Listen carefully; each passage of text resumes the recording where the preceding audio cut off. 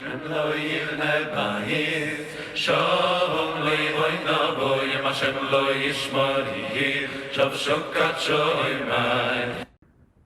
In this video, I will attempt to answer the question, why do Israelis have so many children, or rather, why is the Israeli birth rate so high?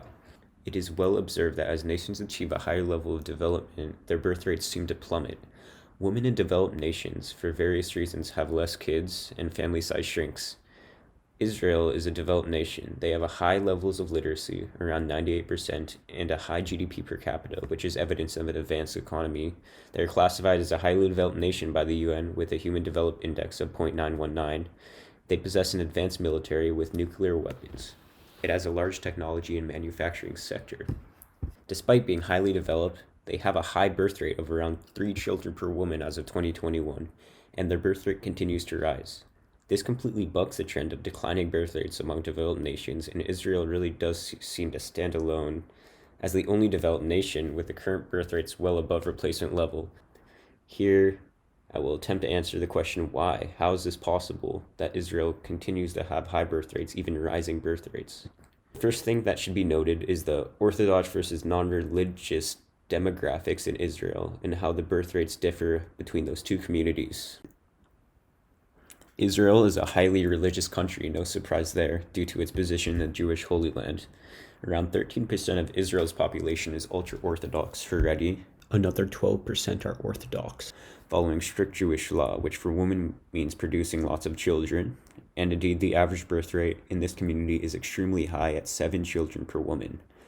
The Orthodox and Haredi community in Israel are fastly growing due to these high fertility rates, but they actually do not solely account for the high birth rates and increasing Israeli population. The not-so-religious and Israel's secular Jews have a good birth rate of around 2.5 children per woman and have actually seen an increase in fertility of about 0.2 children per woman since the 90s.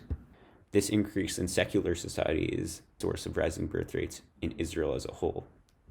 It is important to note, though, that the Israeli birth rates, if you go back to the 1960s, have actually fallen since then, and this is due to Arabs who, in 1960, had a birth rate of about 8 children per woman, and it has fallen dramatically since then. But if you look at it since the 90s, birth rates in Israel as a whole have plateaued and even gone up slightly, and this is what I'm referring to. This goes against trends in secular populations in other developed countries which have pitiful birth rates in comparison.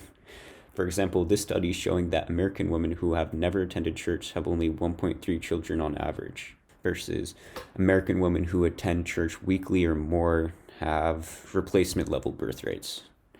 It makes sense that the Orthodox Jewish community in Israel would have an abnormally high birth rate, because it is widely known that highly religious communities, generally regardless of religion that they practice, have more kids. For example, in the United States, Orthodox Jews have abnormally high birth rates of 3.3 children per woman, albeit still lower than Israeli Orthodox Jews. What is very intriguing to see is that birth rates are steady and even rising among non-religious Israelis. What is the cause of these high birth rates? Can it be replicated in order to improve the birth rates in developed nations that will soon suffer from population stagnation and decline? One thing that should be noted is that being secular and non-religious in Israel is a little different than in Europe or America. Secular Israeli Jews generally still value the Jewish religion quite a bit. They will still have certain Jewish practices like Passover Seder, fasting during Yom Kippur, or Shabbat dinner. This is similar to how many secular Americans and Europeans will celebrate Christmas.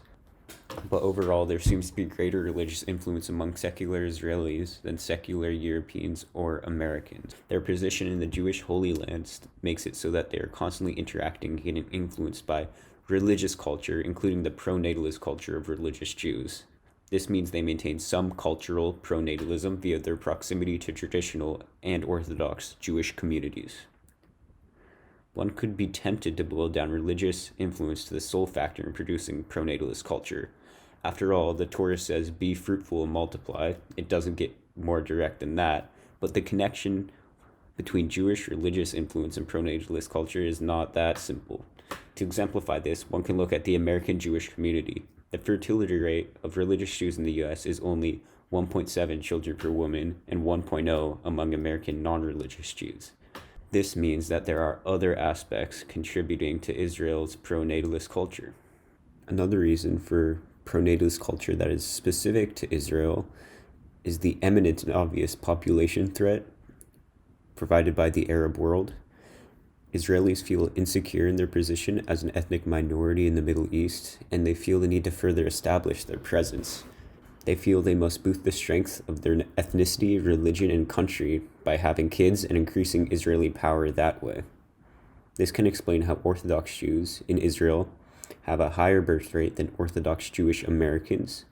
This could also partly explain high birth rates among secular Israeli Jews. Even if religious expansion isn't a motivator, they still feel a pressure to further the power of the Jewish ethnicity in the state of Israel. For evidence of this, watch a clip from this video where an Israeli Jew living in the West Bank explains why she has 10 kids. כל ילד זה מצווה, כל ילד זה עם ישראל יותר גדול, יותר חזק. עכשיו במדינת ישראל כל הזמן מדברים על הדמוגרפיה ועל הרוב היהודי. איך יהיה רוב יהודי אם לא נביא הרבה ילדים? זה מה שנותן את העוצמה לעם ישראל.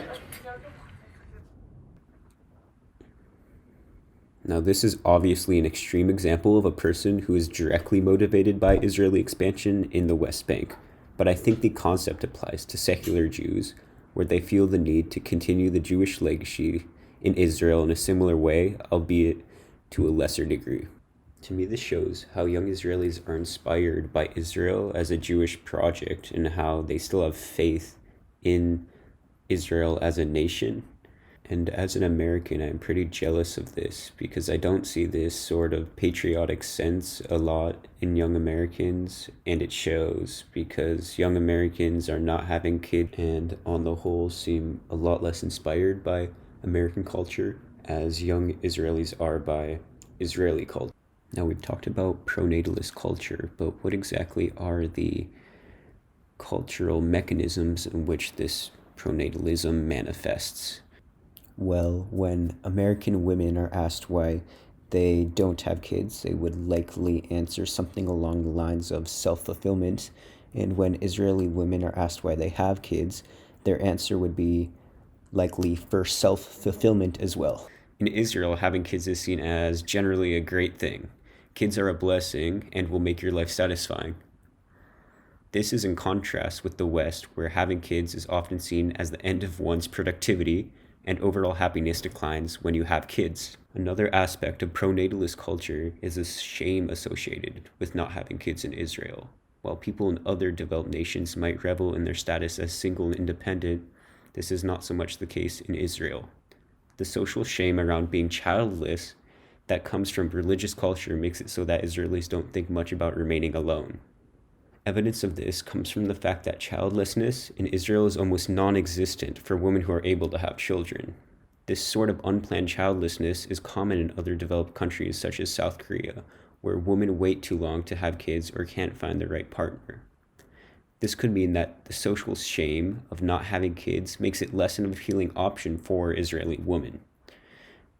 The social costs far outweigh any notion of increased independence associated with waiting until later in life or not having kids entirely. Now, the last aspect of pro-natalist culture is tied directly to the Israeli government. They offer fully subsidized in vitro fertilization for women with less than 2 kids up to the age of 45 years old. This is an expensive technology, and at the time that the law was put in place was very new. This shows the lengths that the Israeli government is willing to take to help its citizens have kids, exemplifying once again Israeli pro-natalism and how that permeates the government. Israel has the 6th highest marriage rate in the developed world, and although women have been getting married later in recent years, the number of marriages remains high compared to other developed nations. This is due to a good marriage market. According to Ben Shalom, an American matchmaker based in Israel, young Israelis in their 20s generally date to marry. This is in contrast to Europe or America, where people in their 20s generally date for the sake of dating, maybe looking for someone to marry as an abstract objective. Young Israelis are more likely to bring up topics surrounding family when looking for a partner and introduce their partners to their parents earlier in their relationship. So, in conclusion, Israel's high birth rates come from extremely high birth rates among Orthodox groups and traditional religious groups, as well as good birth rates in secular groups, which is mostly due to the Jewish religious culture. Israel's high birth rates would be tough to replicate in other developed nations since they are largely a byproduct of high religiosity in the region. Getting secular citizens in developed nations to become religious in order to improve birth rates would be an extremely difficult task for obvious reasons. Since Orthodox births are far outpacing births in the secular community in Israel, it will be interesting to see how their demographics evolve going forward. Orthodox Israelis pay less in taxes and rely more on government social programs. They do not really uphold the modern sense of human rights and are largely indifferent to Israel's status as a democracy compared to the non-Orthodox majority, making the country's future tenuous at best. Israel will face many challenges in upholding its current system and reconciling its very different demographics going into the future.